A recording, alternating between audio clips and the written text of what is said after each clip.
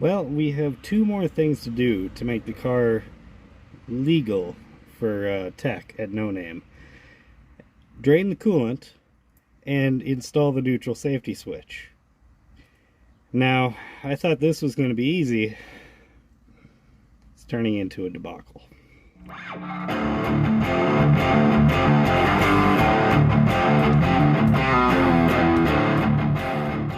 There I was, trying to figure out how to actually put one of these stupid things in.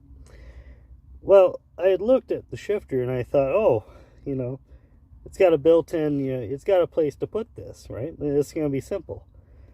Well, no, it turns out I was wrong.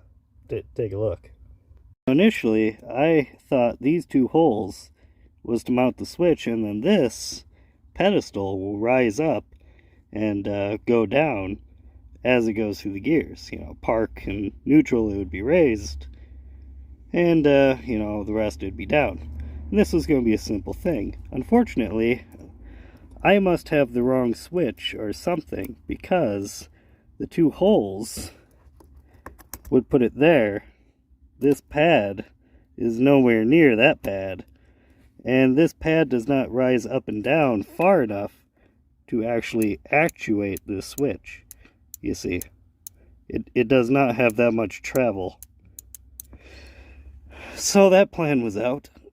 Great, what are we going to do now, right? We have a switch. We need it to work for No Name. I'm not entirely sure if it needs to start in neutral. I think the main thing is it just doesn't start in gear.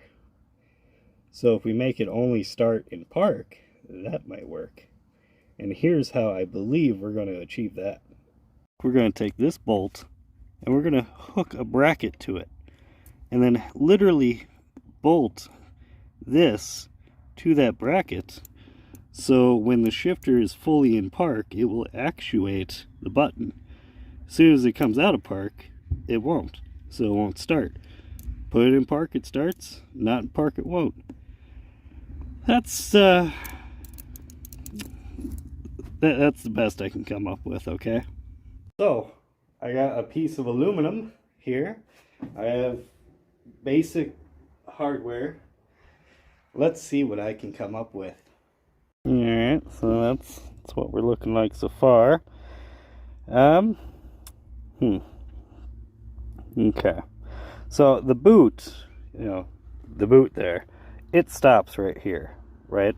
So anything below that shouldn't really get in the way, although I do kind of want to eliminate this corner here if I can. Try to make it a little more streamlined. How to go about this? I think let's just kind of, yeah, there we go. There's the measurement. Above here is where we need to mount the switch. Alright, that's what we got right now. So now we can just come and cut this off just as like a little L to just remove all that metal, because really we just need, just a place for the switch to mount.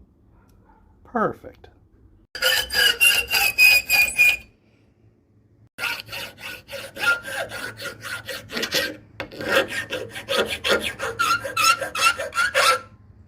Alright, there we go. There is our bracket.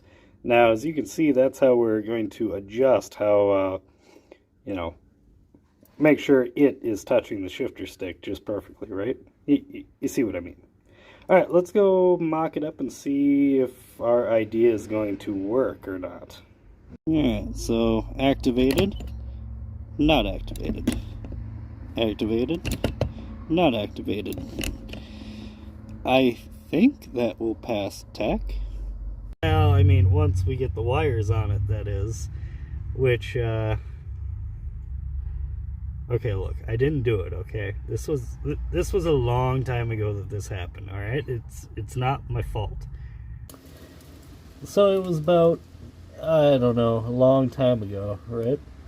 When I was still just a little kid. Well, by kid, I mean, 15, 16, just driving the car now.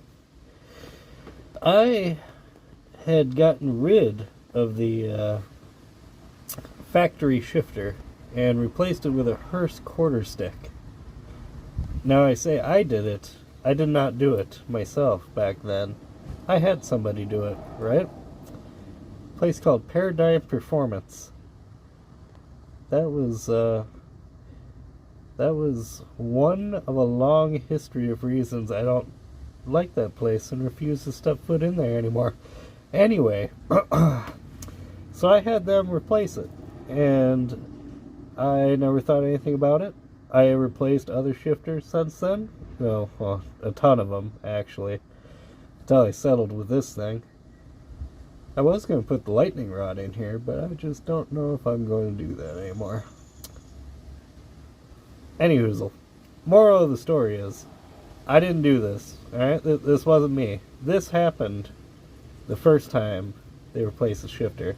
Because believe it or not, the 65 had a neutral safety switch on it at one time, but because of the aftermarket shifter, you needed an aftermarket arm coming off the transmission, which took up the space where the neutral safety switch would go, I imagine. And, well, this was just a recent discovery of mine as I was under here looking for how to go about doing this. Check out what they did. So they took the neutral safety switch off, zip-tied it up out of the way, and zip-tied it shut so that the car would, you know, start with it not on. That was their solution. Look, okay, it might be something I would do, but I didn't do this, okay? This wasn't me, alright? So what we gotta do is we just gotta cut the wires off that switch and route them up through the floor to our other switch. Alright, so there's the old switch. Don't need that anymore. And I got the wires, and I actually got them up here now, because turns out there was more wires than I was expecting there'd be. These red ones with blue stripe are for my neutral safety switch. These black ones are with the red stripe are for my reverse lights. So it turns out I don't have reverse lights. Guess I never knew that, because I could never put the car in reverse and look at the reverse lights at the same time. And I have no meaningful way to get the reverse lights working, so I'm not too concerned about it. But I am concerned about those red ones. And they come up to those two connectors right there. I think what I'm going to do is I'm just going to disconnect the reverse light one. Just leave that kind of dangling there. Because, you know, maybe someday we'll get those working. And the red ones I'm just going to feed through the firewall. And I might have enough line there. I might just be able to put connectors on it and send it right to the switch. We'll see. If you're wondering what that's for, that's the ground for the fan. Just don't worry about it, okay?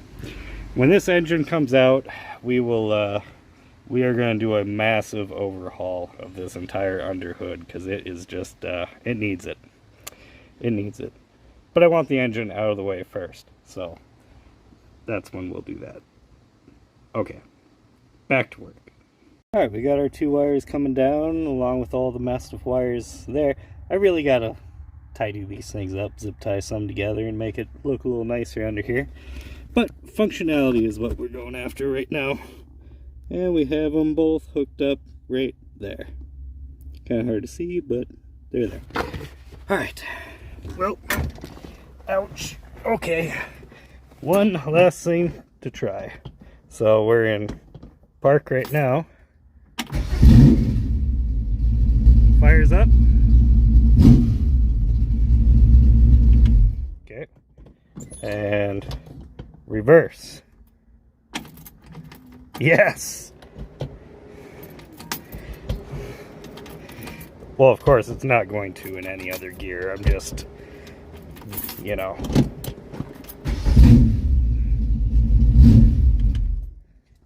Oh! Complete victory. Oh, okay. That wasn't too bad. Now all that's left to get ready for tech is to drain the coolant and put in water. Oh, with 2 days remaining. If I get that done today, then all day tomorrow and Wednesday I can work on getting the daily driver ready for the trip, getting the trailer, getting it all packed. So we're on our way for No Name.